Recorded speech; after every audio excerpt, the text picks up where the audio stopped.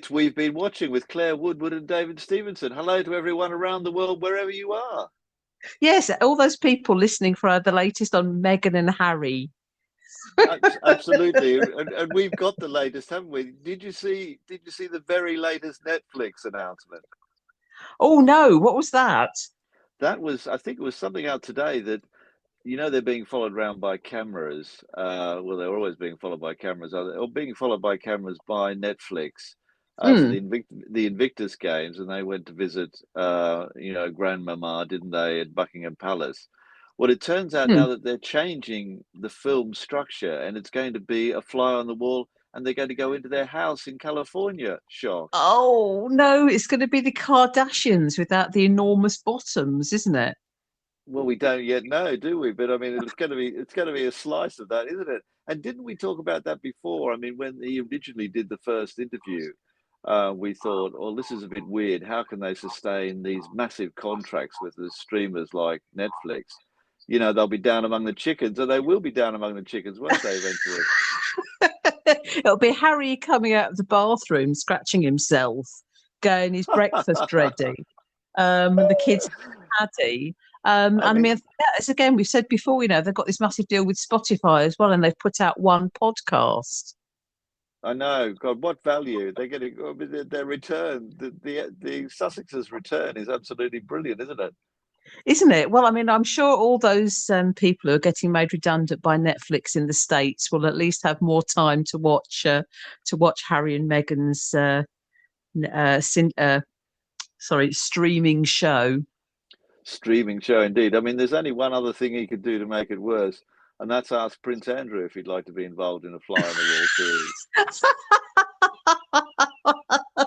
Well, actually, that would make really good television. I mean, I wonder what the ratings were for his interview with Emily Maitlis. Oh, well, That was they a were must huge, watch, weren't wasn't they? it? Yeah, Yeah. they were huge, weren't they? I think they're probably sort of 6, 7 million at least.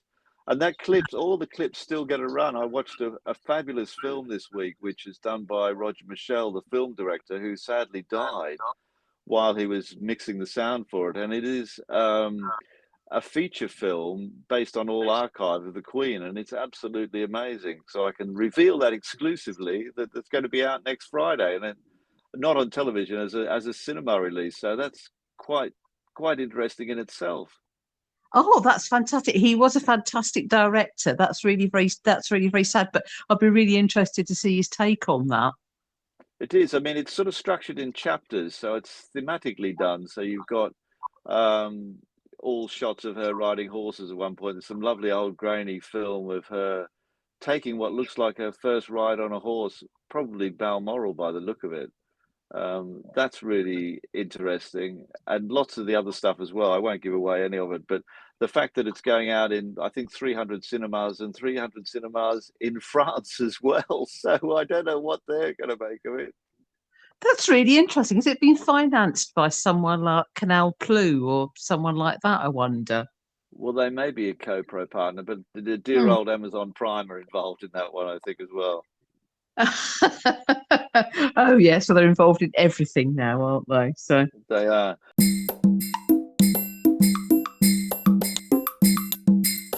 So shall we start, since we're on the Royals, with the Queen's Jubilee celebration on ITV? I thought, which was a little bit bizarre in a way because she attends the Royal Windsor Horse Show every year anyway. So they've basically piggybacked their way in there, or side saddled, let's say. yes, I mean, I just I found it one of the more bizarre pieces of television I've seen recently. I mean, I just can't. The one thing I can't get out of my head is a that the Queen looked so happy, which good for you, Liz. But also, they had Tom Cruise on it, who was just effectively promoting his new film. That was awful, wasn't it? I mean, and but he was doing his best to sort of ape the Royals, I thought, talking about doing a walkabout on the way to the gig itself across Windsor so people could look at him like he was a royal. That was absolutely bizarre. And Yeah. the way that he was talking about that, then suddenly we went into sort of film promo, didn't we? They're just talking in such detail about this film. And of course, Schofield and Julia Etchingham absolutely loved it, didn't they?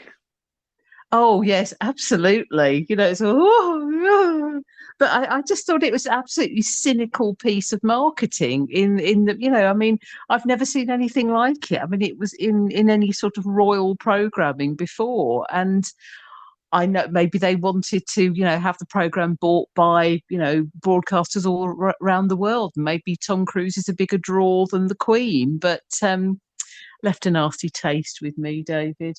No, it did indeed, and also he must have the cynic in me thinks that that was the part of the booking for getting him there. As long as I can talk about the film, and it all coincided with the release of the film. So Uh, there's been. I hadn't thought of that, David. I get the feeling there are at least half a dozen PRs sort of peddling very furiously underground to get this whole underwater to get this thing worked. And I mean, you know, he was full of respect for the whole thing, so you've got to give it to him on that basis. But it was bizarre, though. Well, he was no Omid Jalili, was he? No, I mean, Ahmed the Herald was something else, wasn't he? In that sort Yeah, of okay. swishing gown that he was wearing, he looked like the Archbishop. Oh, yeah, be careful, otherwise the Queen will get confused and she'll think she's being crowned all over again and it's 1953. Well, that'll come, won't it? Yes. Oh, bizarre. Absolutely bizarre. But I mean, yeah, what was your highlight? My highlight was the Trinidad and Tobago Defence Force band doing a rendition of Dancing Queen. oh, I must have been outside doing something else when they came on, but that sounds amazing. But I mean, it does all sum up, doesn't it? You know, the Queen's probably spent 70 years doing things she doesn't actually want to do. No, indeed. I mean, she became happier as it went on. I thought, although poor old Omid got Her Royal Highness confused with Her Majesty and got them round the wrong way, and but she waved it off, sort of shrugged it off, which was good to see. Yeah, well, she probably thinks I've been doing this 70 years, you know, I can be a bit more laissez-faire and then Charles can take over.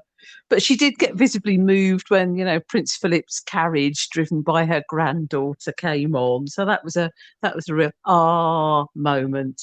Indeed. I mean, there's nothing like a horse carriage to get the royals going, is there, really? Yes, isn't it funny? You know, she doesn't shed a tear over very much, but she shed a tear over that. And when Britannia got scrapped, she shed a tear over that. So she's Yeah, quite hard absolutely. these days. Yeah, she is indeed. Well, I mean, what I suppose this has kicked off the Platinum Jubilee TV season in a way, hasn't it? I mean, because they're not doing the main party ITV, they had their own party a good week early, didn't they? Mm. And I mean, I wasn't excited about the ITV party, and I'm certainly not excited about the Jubilee concert either at Buckingham Palace. And in this, I feel me and the Queen have that in common. We're not really looking forward to seeing the gig outside Buckingham Palace. I bet she'll be at Windsor for the weekend, or she'll be sitting in Buckingham Palace waving a bit with cotton wool in her ears. It might be funny. She might say, "No, I'm going to watch it on the TV." She might come down and sing. That would be fantastic. You know, do a bit of stuff with Guy Garvey from Elbow. It would be great. We'd like all that. That would be really good. Yeah, Well, I we'll mean give that's I think. Sorry. is it undignified to give it any stars? The Platinum Well, Jubilee. It's a bit odd, isn't it? We'll go. no. I'll give it 4 stars. I think for what it is, a combination of sort of pomp, circumstance, and horse carriages. Yeah, and I would give it 3 stars because it just veered too much towards light entertainment for me, and yeah, and you know, bring back the pomp and circumstance of the BBC. I say.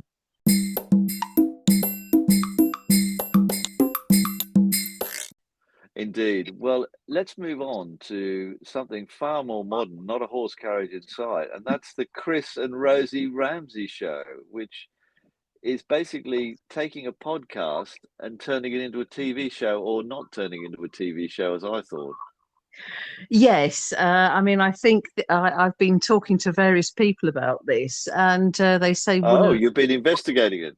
I've been investigating it. I've been examining it as we journalists say, and talking to various people about comedy, and they were saying the problem with so much comedy now is you can see the influence of not very good podcasts on it. And while I think that the Ramsay's podcast is incredibly popular, they're filling theatres and doing live tours. It's a very wonderful thing. But to me, it was a radio show on TV, which kind of was pointless. Also, the other thing about it, I suppose a lot of the audience won't have heard the podcast. I mean, it's hard to believe that people don't listen to a lot of podcasts, but well, no, but you're right. Apparently that's so. So you're getting a whole lot of people coming and asking, well, why? Chris Ramsay, I hadn't seen him on television for a few years now, is suddenly popping up, with Rosie in this other show, doing a completely different format, really. Or are they interview shows where they're doing it on the podcast? See, it's all very confusing. Well, I mean, I think most people who don't listen to podcasts will just think, oh, I remember Chris Ramsay as that really nice guy from Strictly. Or I think he's done a Netflix or an Amazon, anyway, a streaming comedy special. But yeah, and they're such a likable couple. But I have to say, as a not married person who's been single for a very long time, I absolutely hate it. That's just I can see that. So, I mean, there's a lot of audience they will alienate there, but it was absolute drivel, wasn't it? They were talking about hummus pots at one point and how he's sort of, triple dipping into hummus pots, or he's got a collection of them, some stored away in the back of the fridge. I mean, that was pathetic, wasn't it? Or have I lost my sense of humour altogether? It is. I mean, I'm sure you never have marital ding dongs, David, but I'm sure they'd be far more entertaining than this. I mean, who was their guest? It was Jamie Lang from Made in Chelsea and his fiancée, who just happened to have their own podcast as well. Oh dear! It's like being a newly engaged couple. It's a TV show eating two podcasts. That's basically what it was. Yes, yeah. I mean, the highlight of it for me was when Ronan Keating came on at the end singing "Life is a roller coaster" because I like that. But you made it to the end. That sounds like you've made it to the entertaining bit. Bit of fast forwarding. I mean, I just think marital bickering is quite funny if it's your friends and they're quite amusing. And Chris and Rosie, they are really warm and you do like them. And he is a fantastic stand-up. But marital bickering over 45 minutes of prime time television, and certainly it was BBC Two as well, wasn't it? Yeah, absolutely. I mean, they had a plum slot. And also, the two chaps weren't wearing any socks, so that's sort of standard slipping on the BBC altogether. Oh, absolutely, absolutely. But it's, as I say, why? I mean, presumably, the BBC Two won't be commissioning many more programmes like this when all the changes at the Beeb happens. I mean, I think it could quite have comfortably have been half an hour in like a 10:30 slot on BBC One after the news, but. Yeah, but I think we've got to let podcasts be podcasts, haven't we? And TV has to deal with visuals. I mean, the visuals were incredibly dull. I mean, visually, a chat show is basically people sitting on a sofa, isn't it? Really, but you've got to have other stuff going in television, have you not? Or maybe not. Well, I mean, but this, we remember great elements from things like Graham Norton's show, which is. Benedict Cumberbatch doing an impression of various otters that are supposed to look like him. So you have to, you have to see that. Or I can't remember. There's one actor came on a unicycle, and then they have boxers doing those punch your weight machines. So Graham Norton's team knows that you have to sort of have something exciting to look at. I think they've had the red chair for years, which has been brilliant. I mean, the only visual element on the Ramsay thing was when they got couples to bring in things that they wish their partner would get rid of. Oh Lord! It's like a bad session of Relate, isn't it? Exactly. They should have a section called "Your Mother Never Liked Me Anyway" or something like that. Or "Take My Mother-in-Law." Yes. Please, yes. God. Anyway, I'm giving that half a star, but then you had some entertainment that you watched because you got to the end of it. Well, I would give it 2, but I mean, clearly it isn't for me. It's not, it's for it's for young couples who like bickering. So I think people who've been married for about 2 years might kind of get on with it. And I like them so much, but the content, nah.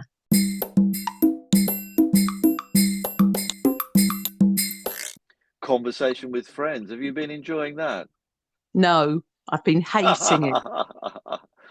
Why? It's what young people are doing. They're watching themselves on the television. What could be wrong with that? I mean, it's like Harold Pinter's writing for BBC Three, isn't it? All those It, pauses, all those spaces.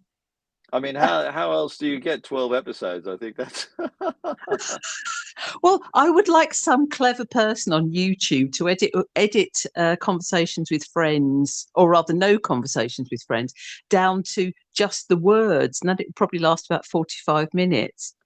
what But about just the pauses? That could be even better. have you read any of Sally Rooney's books, David? I have. I've read Normal People. Oddly enough, I read Normal People after watching the TV show, and I don't really recall why I did that because I think I just wanted to see if it had as much sex in the book as it. This is sounding so creepy. If it had as much Mm. sex in the book as it did on the television, of course it didn't. And I've started reading Conversations with Friends, and it doesn't really either. It starts in a completely different fashion. But the first 2 episodes were quite different in a way. I mean, they were dreadfully slow. And then in the third episode, it's sort of more normal people, if you like, in a Mm. sense that, we're back to the shagging. When she turns up at the actor's house and says, I don't want to be a home breaker, but she's not there for a cup of sugar either, is she? Well, I mean, and I just think Frances, for it is she, isn't it? She's Yes. so boring. I can't see why anyone would want to have an affair with her anyway. And she says to him quite plainly at the end of episode 2 that as a joke, that he doesn't have any personality. And the guy's sort of deeply wounded by that. I mean, I don't think many relationships would survive that, even as a joke, would they? Well, I mean, I thought that was the best joke in the series because, well, I mean, I got through 2.5 episodes because he doesn't have a personality. And I mean, I mean, where do I start? I've been on Twitter all day complaining about this. They call it conversations with friends, and it's just like the conversation I would like to have with that couple who live in the swish houses. How can you afford this house?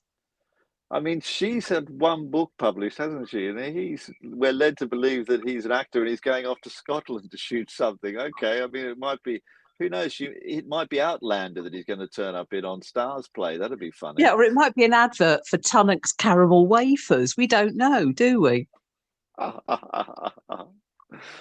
Brilliant. But Um, it's just. I mean, I just thought, is this really BBC Three? Because I thought it seemed more like a BBC Two drama. Well, indeed, I don't know. I mean, we're getting more of this. I know we're getting because there's a launch next week of Dolly Alderton's novel, an adaptation. Um, Yeah. You everything I tweeted the trailer, and it looks, as you yeah, say, everything I know about love, and that looks like another Sally Rooney, doesn't it? Mm. I mean, Dolly Alderton's got a massive following, from podcasts and, writing in the Sunday Times. But again, I just feel it's something that's not for me. I mean, I just see on the trailer you put up on Twitter, and it's like they're all hanging around in Camden Town, and I'm just thinking, oh God, I was doing that in the 90s. I just feel I've kind of seen everything, but it does seem to be part of the BBC drama, going for the younger audiences quite Yeah, aggressively.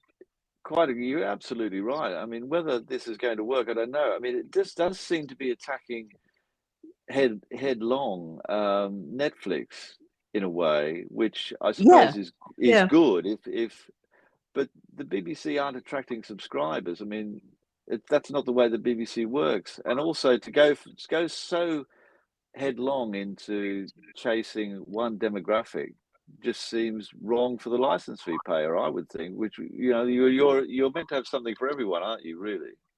Yes, and it was interesting, I think, at the Voice of the Listener and Viewer conference, Tim Davie, the BEEB's Director General, actually said we are no longer going to be chasing that youth audience. And I think all the dramas now we're seeing were made when they were chasing a youth audience. I Oh, mean, as you this is say, yeah. there should be something for absolutely everybody. And I mean, younger audiences now have a whole dedicated channel and, stuff that's only available to stream on the iPlayer. But maybe young people think there are too many kitchen island dramas where a married couple are murdering each other. I don't know. I think it's the shagging strategy. I think it's the sex strategy really that's winning out here. Said a Oh, yeah. prude from London. Worried of Wimbledon. Yes, it is quite I sexy. mean, I mean, that's the commonality, isn't it, of all of these? Mm. And I mean, it will carry the day. I mean, I don't know about anything else. I mean, I haven't seen the Dolly Alderton thing, but I get the feeling about what it's going to be like. Well, they're celebrating. Oh, we're off in our London house and enjoying ourselves. I mean, most people couldn't afford to rent a house like that. I would have thought, or a flat.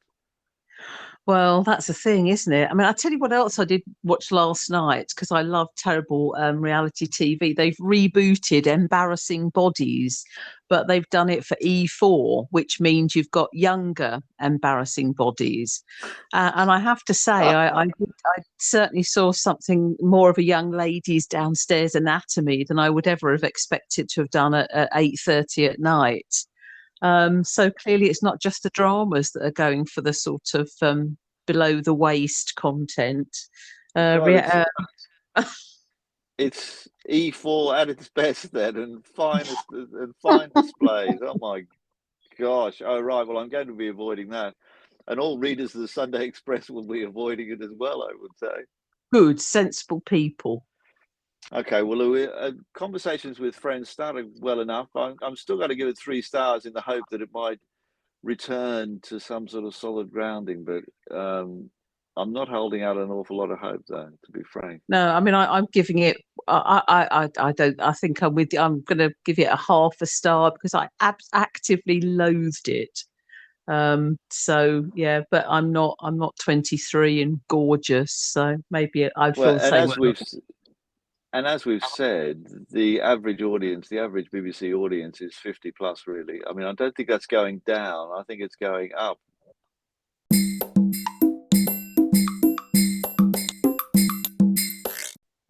Right. Well, That's really.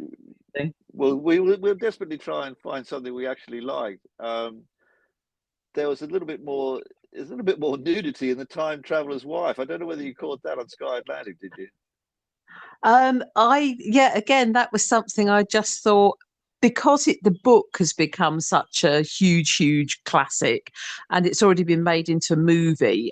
Even I, who have not read the book or seen the movie, knew what was happening. I mean, it's effectively a woman marries a man who's a time traveler, and he just keeps popping up at various elements in her life. And I only watched the first episode, but I couldn't see much of a story in it. I agree with you. There wasn't a story at all. There was a setup. I mean, it was Mm. like that's the pitch, and then on they went. And also, I got incredibly confused until the captioning began, because at some points you had the character, the Theo James character, in 2 time zones at once in the same shot. So I'm thinking, are you actually in a parallel universe? Are you some other universe, and then you're going to pop back into the other one? But I did have a discussion with somebody else as to whether it was a parallel universe, and apparently it's not. It's just simple time zone traveling. As it is, and I don't know if they explained this because I didn't particularly enjoy. I didn't enjoy it at all. But in the book, he's supposed to have a genetic condition which makes him a time traveler. And because I'm not really into sci-fi, I'm just rolling my eyes here, going, "Oh, for heaven's sake!" Well, Um, it didn't really go on, did it? And Rose Leslie's character just seemed quite fed up with him, really. I mean, until they went back to his apartment, which was a wreck, and then there was such a lot about him cleaning the apartment at different points. I thought, well, this is just that's not plot, is it? Oh, he's a little bit untidy when he moves from the 1300s through to the 1500s or yeah, something. well, when all his clothes off and he starts vomiting, I mean, you're whoa, what a catch, eh? Yes.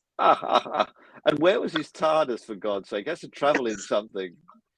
Well, I mean, this has been written by Stephen Moffat, hasn't it? Adapted from the book. Yeah, absolutely. It was great to see his name next to something, I must admit, because he's had his feet up for long enough, as far as I'm concerned. But um, I did. I'll give it a bit longer, just because I want to see how it develops, really. And it's a good cast, although it's utterly bonkers. I sort of want these sci-fi things to work, really. Yeah, I mean, as I say, I'm afraid I don't clearly have no imagination at all, and I just find anything, just the way I feel about people who read books, science fiction books, and fancy with maps at the front. Because I'm a snob, I judge that. So therefore, I'm judging anything with so many captions that say, one character is 47 and the other one is 46, and they're moving about through time. I can't And be then doing with it. I know, and the weird thing was that they weren't going back into ancient history or going forward, were they? They were just sort of going. It's a bit like going back to the Brexit debate or something, isn't it? And doing some time traveling and engaging in the same old arguments again. That'd Totally, be yeah. absolutely fascinating, wouldn't it? Well, I'll give it 3.5 stars. There we are. I'm feeling really generous. You are generous. I'm going to give it 2 because and I just found out this afternoon the guy that stars in it is British, so that's nice. Oh, excellent, excellent. Well, he was in Sanditon, as I recall. He was the hunk, using old terminology, in Sanditon. Oh, jolly good. Yes. Well, he was convincingly American in this, so that was jolly good. There we are. And what did you think? We're moving swiftly on to Derry Girls, which gave us 2 episodes this week, which I thought were very enjoyable and funny and touching. I mean, they did. I think she did a great job at sending the show off, actually, seeing it Well, off, if you like. it's not one of my series, so I've just kind of popped in. But I mean, I know a lot of people are talking about the sort of finale, saying I've learned more about the Northern Ireland Agreement through this than I have anywhere else. And Well, you, when you've got a comedy show like that, it must have some bottom, as they would say, and credibility. yeah, absolutely. I think it did very well in that, didn't it? Because it engaged a new audience. I mean, to have an episode set around the Good Friday Agreement, I mean, on paper, that sounds like something to run from the room from, doesn't it, really? I mean, was it Tony Blair and Bertie Ahern? Yes, probably. But I mean, I I mean, think it's been interesting. I mean, did Derry Girls start? Was it kind of pitched as a teenage drama?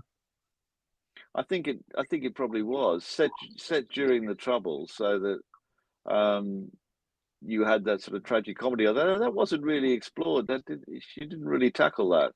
I thought the end of the penultimate episode was the only little cheap bit, if you like, actually being a bit strong in the language over the death of one of the girls' fathers, who Mm. I hadn't really got to know him as a character anyway. I thought that was a bit odd, but I think that's been based on real life. So um, that was a nice way of ending the second to last episode.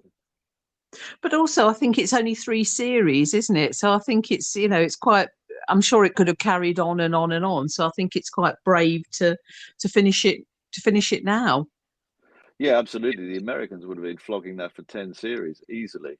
But Mm. well done to Derry Girls. And I mean, there's talk of a spin-off, so fans won't be completely bereft. So that's good to hear.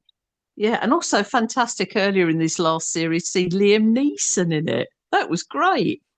Oh, he was brilliant, wasn't he? As a sort of as the local copper, wasn't he? No, he was much better than the local copper, wasn't he? He might have been the superintendent or something, but he had a he had a little twinkle about him, didn't he, in that role? Yeah, definitely. And I'd like to see him in the next series of Line of Duty. As a sort of Northern Irish couple with your man Adrian Dunbar. That would be good. Yeah, swinging in a room full of sort of corrupt detectives. That'd be very good. I'm telling you, little Mary and the donkey. Hey, fantastic.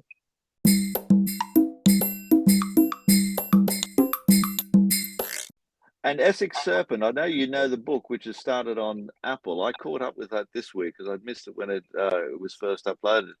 And I thought it was quite hypnotic, this set among the marshes of Essex, where this serpent may or may not be, and the vicar in denial over whether there was a serpent existing or not. I thought it had some qualities of Jaws about it. The local mayor going, "Well, I'm not going to do anything about it," you know, and while everybody else is thinking we're all doomed. So I don't know whether that's a parallel anybody else thought of, but We're going to need a bigger coracle or a wherry or something like that. Yes, but but it's got Tom Hiddleston in it, and that's good. That'll draw an audience. yeah, he was very engaging as the vicar, but I've only watched one episode, but I did like. I mean, it was the old Victorian times were a bit of a hoot, really, where you had a doctor sort of leaning into someone's chest cavity to try some new technique of reviving the heart. As you Absolutely do. brilliant. And so we had all that going on, and the same doctor was doing demonstrations of other procedures while his sort of half drunken medic mates are sort of hooting around in the background. I really enjoyed it actually, and it just looked so hypnotic, shot in all the mist and fog. It really did. Well, and again, it just seems, that story is offering kind of something new. The whole Victorian period was so exciting, full of new discoveries and stuff like that.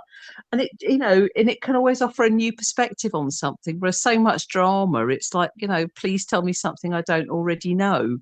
Um, Yeah, and I think this didn't it? I mean, it was symbolic. It was involving, and it was well acted. I thought it was probably near to the show of the week, really. Oh, that's good because I mean it's interesting that that's been a successful transfer from the novel, whereas I know you and other people who've read Sally Rooney's novels, Conversations with Friends, they say the thing about her novels is there's so much internal monologue in them that it makes it very difficult to translate to the screen. Yeah, Whereas absolutely. Essex Serpent clearly has lots of plot in it and interest. Yeah, you do need something plotty to work on television. Otherwise, as you pointed out, you've got yourself a Beckett play or Pinter, which, Which most people don't really want on the telly of an evening. not really, not really. I mean, how do you think Apple TV is doing, David? Well, I think it's done quite well. I mean, I haven't watched an awful lot on there, but the morning show did well, and also the Ted Lasso, the football comedy, I think is absolutely brilliant. The one set in the local football team with Mm. the local football team in Richmond. I absolutely love that. So, I mean, they've probably had three really solid hits, but Oh, again, it's the competition that's going to draw everybody to doing even better things. I think really. I mean, and I don't have Apple, but I'd like to see that slow horses thing that based on the Mick Herron books about the scruffy police people. Yeah, I mean, apparently I haven't caught that. Gary Oldman's absolutely brilliant in it, apparently, and Mm, there are plenty of Mick Herron books to go on with. So that's another. It's down to the adaptations, isn't it? They've got to find the right way of attacking it. But if there's not enough plot, you're not going to make it visually entertaining enough on the small screen. Let's forget you can't have sort of lingering shots on the as you do on the big screen mm. and things. It just won't work. Well, I don't think it will anyway. I mean, although we did have a little bit of that in Essex Serpent. But I don't know. I approve of that because it's historical. Yeah, absolutely. It's not set in 2007 or something. No, no, but no. I mean, say Apple is very interesting. I mean, I think Apple is one of the few things that doesn't really offer you a free preview. Because I think, obviously with finances being as they are, I think a lot of people are going to be streaming tarts. They're going to have one subscription for a while and then milk it for all they can and then go on to another subscription because it's going to be too Yeah, absolutely. expensive to have loads on the run. Yeah, I mean, next week is a classic because on Friday we've got Obi-Wan Kenobi starting on Disney Plus, and interestingly, they're not providing any screeners for reviewers or previewers to look at, which normally is, if it's a film, is a warning light that there's something wrong with it. I doubt there's some. So So right. all I can say to Disney Plus is it's a good idea to send out previews in case the whole message is misread by people like me. Yes, well, you'd think so, wouldn't you? But Yeah, Anyway, it's it's been a interesting. week. It's been a week for the young people's television, hasn't it? Let's face it. I mean, a lot of the stuff we've talked David. about. Yeah, watching this stuff has made me feel really old and out of touch with young people. So thanks, television. Thanks a lot. I'm going What to I go back. And I'll leave I, you with a final thought: as some canny producer starts to work out how they can do Wagatha Christie as a TV drama. well, it is a very successful podcast, so it's bound to become a drama, David. Indeed, indeed. Right, until next week, Claire. That was very enjoyable. Good. Yes, I'll get my Zimmer frame out and pop home.